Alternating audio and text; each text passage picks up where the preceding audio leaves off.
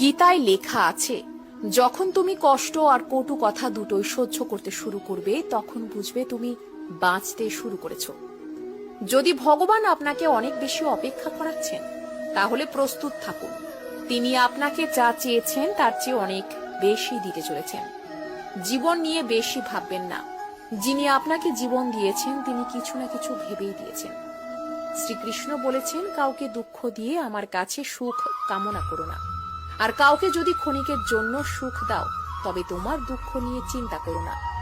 মৃত ব্যক্তিকে কাঁধ দেওয়াকে মানুষ যেমন পুণ্য বলে মনে করে, তেমনি জীবিত মানুষের পাশে থাকাকেও পুণ্য বলে ভাবতে শুরু করলে জীবন সহজ হয়ে যাবে। আমাদের অকারণে কোনো মানুষের সাথে দেখা হয় না। আমরা কিছু মানুষের থেকে শিক্ষা পাই আর কিছু মানুষের থেকে জ্ঞান পাই।